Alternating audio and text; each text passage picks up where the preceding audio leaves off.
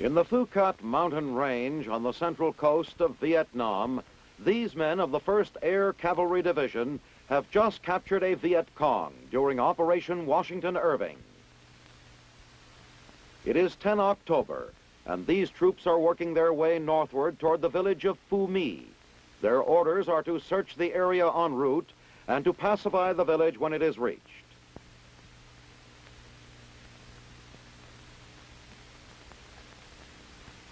Here in the coastal mountain range, 40 kilometers northeast of An Khe, a cooling stream offers an opportunity to refill their canteens.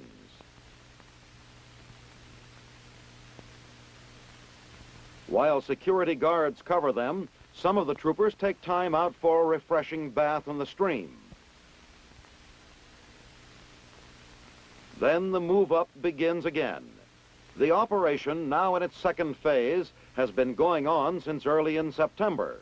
During that time, the Sky Troopers have killed more than 400 Viet Cong and captured tons of rice, medical supplies, weapons, and ammunition. Now, another hamlet lies just ahead, and the approach is made with caution. The same familiar pattern, a nameless collection of huts somewhere in the jungle, and the job is to search and probe, ferreting out an enemy who may be hidden in any hut, cellar, tunnel, or bunker. When a camouflaged bunker is discovered in the woods nearby, a hand grenade is tossed into the dark opening. Leaving the deserted group of huts behind, the men press on toward the village of Phu My. The sweep northward takes the troopers across well-tended rice fields.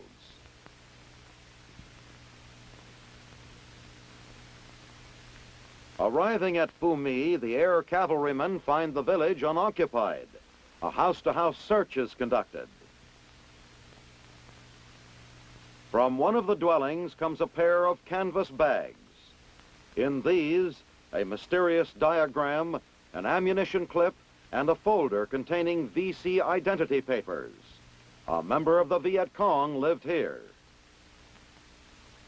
Security patrols surprise and capture another Viet Cong while searching the surrounding hills. Soon the villagers come out of hiding, and this woman is detained when it is reported that she is a communist informer married to a Viet Cong. When questioned, her statements conflict with reports of her activities. To determine the truth about this innocent-looking mother with 2 children, she is escorted to another part of the village, where a command post has been established in one of the buildings. She has allegedly stopped the farmers from harvesting their crops by intimidating them with threats of Viet Cong reprisals. As the Sky Troopers settle down to the job of pacification, the villagers join the chow line. The guns are elevated and shells slammed into the breech of each howitzer. Finally, the fire command is given, and the battery begins bracketing in on its first target.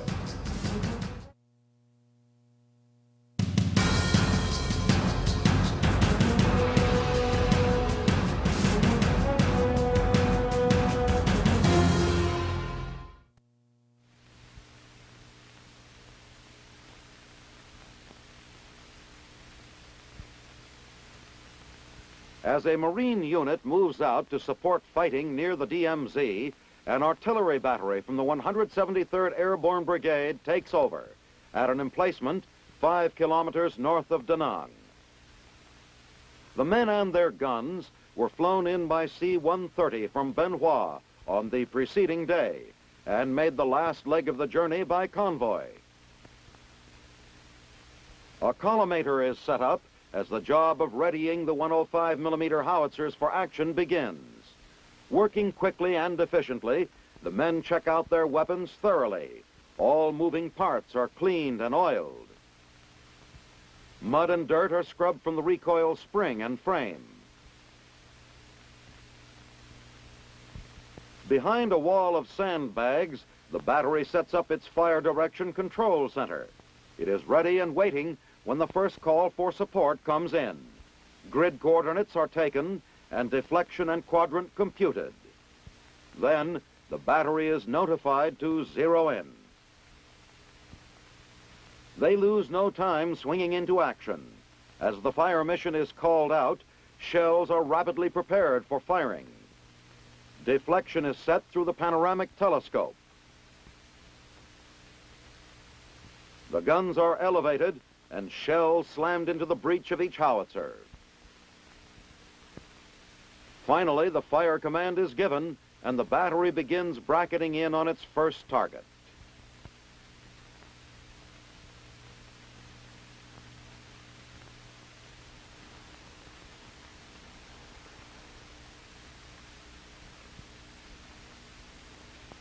It is 11 October, and members of the Joint Army-Air Force Task Force Eagle are being flown 25 kilometers northeast of Ban Rang for a mission: investigate the cause of an air crash.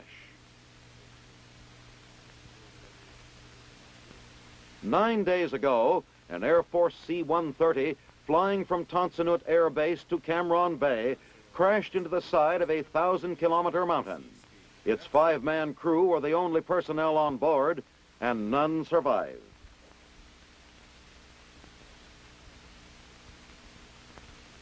Now the Joint Task Force lands on an LZ 400 meters below the mountain's top. And a wearying climb begins.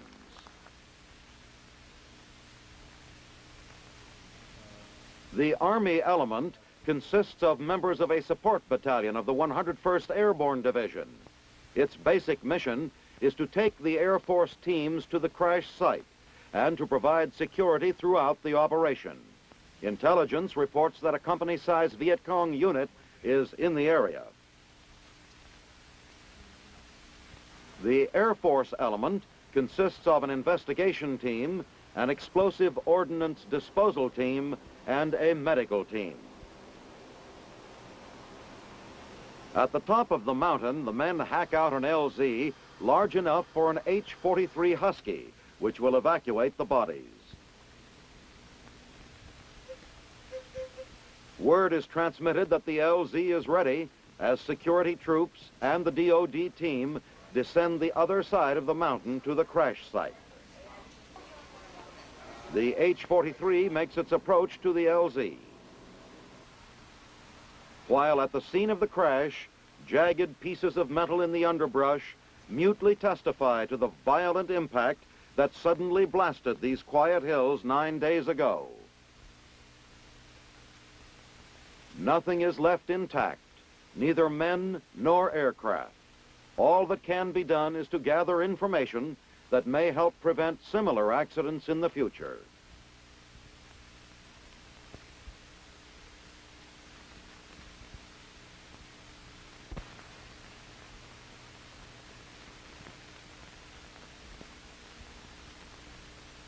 U.S. Defense Secretary Robert S. McNamara arrives at Da Nang Airfield following 2 days of top-secret briefings and a meeting with Vietnamese government officials on October 10 and 11 in Saigon. Now on a tour of American bases, the Defense Secretary is accompanied by General William C. Westmoreland, commander of U.S. forces in Vietnam, and a party of Vietnamese dignitaries, including General Nguyen Hu Co, Defense Minister of the Republic. A short helicopter flight from Da Nang Airfield carries the Secretary and his party to Marine headquarters at Dong Ha. At the base, Mr. McNamara meets with the press. Following the interviews, he is briefed on Marine operations at the DMZ. The fact-finding continues as the Secretary is taken to the helipad for a flight over the DMZ. Aboard a CH-47 Chinook helicopter, the official party observes the results of U.S. airstrikes in the demilitarized zone. In recent weeks, this buffer zone, separating North and South Vietnam, has become a major battlefield, as enemy troops have violated the DMZ by using it as a staging area and as a route of infiltration to the south. When discovered, the communist enemy has been hit by dozens of sorties flown by U.S. aircraft. On the ground, American Marines have defended the corridor and hurled the invaders back in Operation Prairie. The U.S. Army 25th Infantry Division headquarters at Couchy is also visited by the Secretary of Defense. This base, located 32 kilometers northwest of Saigon, was a barren, brush-covered plain less than a year ago.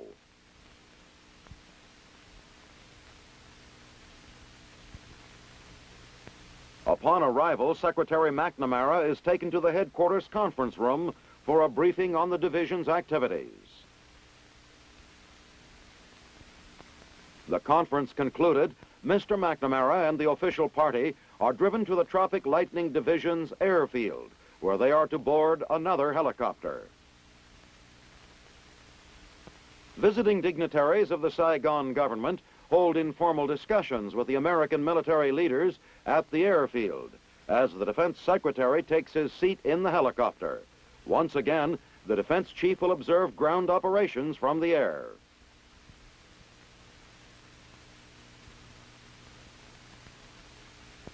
Throughout his flying visit to the various U.S. units in Vietnam, Mr. McNamara was updated on the tactical situation.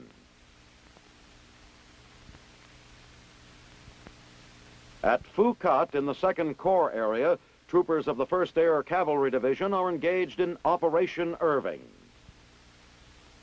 The Defense Secretary observes firsthand this forward area outpost under heavy security. With the situation fully reported, Mr. McNamara departs. Phan Rang, Vietnam, 10 October. Lieutenant General Nguyen Phan Thu, Chief of State, Vietnam, arrives for the presentation of gifts to American and Korean forces in the Phan Rang area.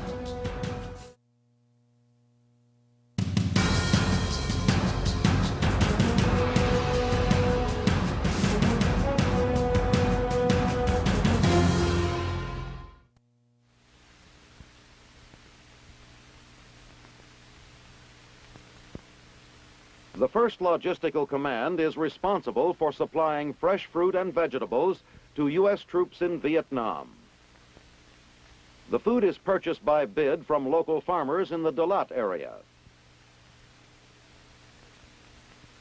This method of procurement stabilizes the local economy and helps the people to support themselves. Aside from bringing many new fields under cultivation, new industries such as the construction of wooden produce crates have been developed. Crated produce is trucked to the railhead at Dalat, where it will be shipped by priority, first to hospitals, then combat troops, and finally support troops. Members of the Inventory Control Center check the shipment for quality and weight.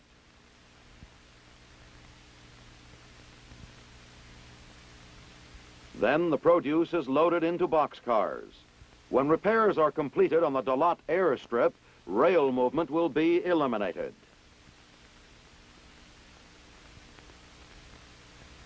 At Phan Rang, the shipment is opened and loaded onto a truck for the short trip to the airfield. The 1st Logistical Command is now in the process of expanding its operation to include purchasing in the Saigon and later the Delta areas of Vietnam.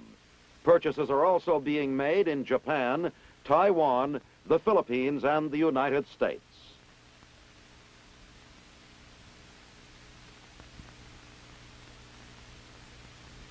This signal base depot just outside Saigon operates under the guidance of the Army's MAC-V advisory program. Here, such items as radio teletypes, photo equipment, switchboards, field phones, transmitters, and generators are rebuilt for further use by armed forces on duty in Vietnam. They are stacked according to type as they await repair. U.S. Advisor Sergeant Alphonsa Hildreth examines a broken piece of equipment. Each unit is completely disassembled and cleaned.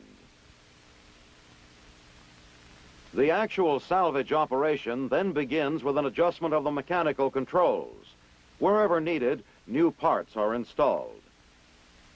These are electrically aligned to their proper settings.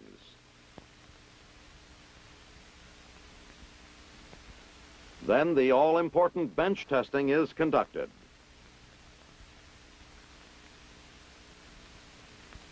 In another area, the cases are sanded down to bare metal.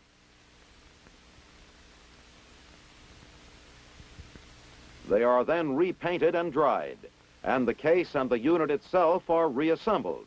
Finally, the completed sets are tallied to await quality control, calibration, and distance tests.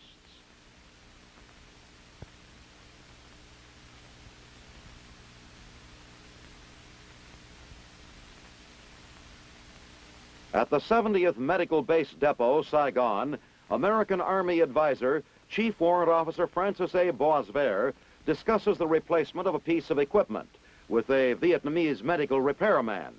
Since the equipment is American-made and the instructions are printed in English, our advisors find that demonstration is the key to success here. Staff Sergeant Lawrence T. Giraud looks in to see how the work is going. The Vietnamese language has few words for modern technology. Because of this, frequent explanation on the part of our advisors is required. The repaired medical and dental equipment is then crated and stored in warehouses for shipment from the depot to points throughout Vietnam. Elsewhere on the base, the advisory program continues at this, the only pharmaceutical center in Vietnam. These glass ampules are being filled with quinine formiate. Flames heat the tips, and the ampules are sealed. Last year, nearly 1.5 million ampules of drugs were manufactured and distributed from here. Afterwards, they are labeled and inspected. Then individually packed for shipment. This chalk-like substance will soon reappear in the more familiar shape of a pill. Pills to fit every need are turned out at the rate of 800,000 a month. Solutions and ointments are mixed in vats, such as these. Major John Huncharek, senior advisor, goes over the production figures with his Vietnamese counterpart.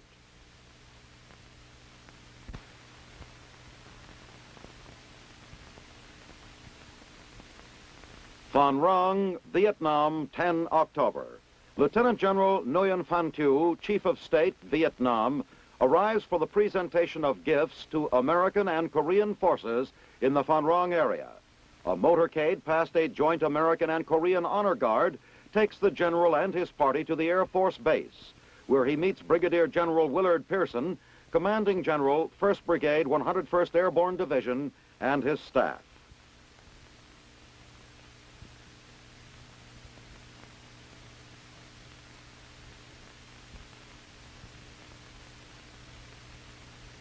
General Phan Thu delivers a short speech of appreciation from the leaders and the people of Vietnam to the American and Korean forces.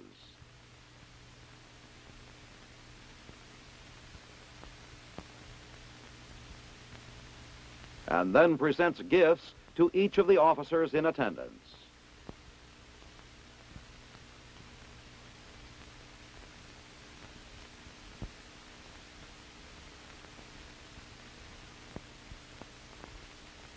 The presentation is followed by refreshments and a brief period of socializing.